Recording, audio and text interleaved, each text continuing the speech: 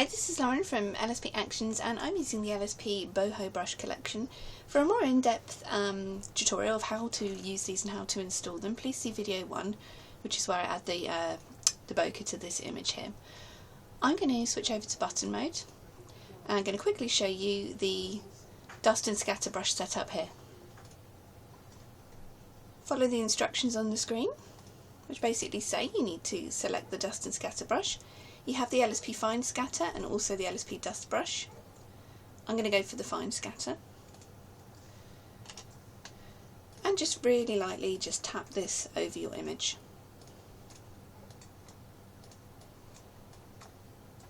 Now I'm going to right click and choose the other one, Dust Brush.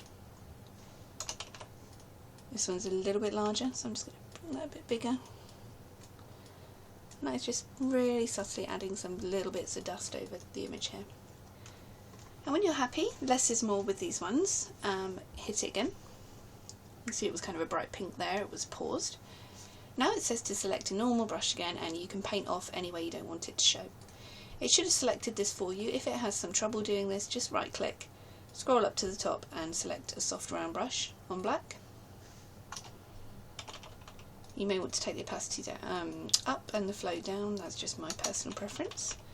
And just paint this off any way you don't want the dust to show.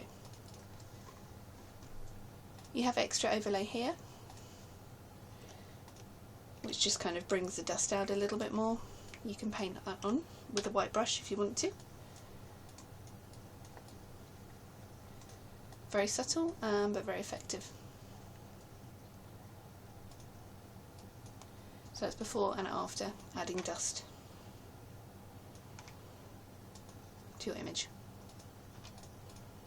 That's using the LSP Boho Brush collection, and that's available at www.lsp-actions.com.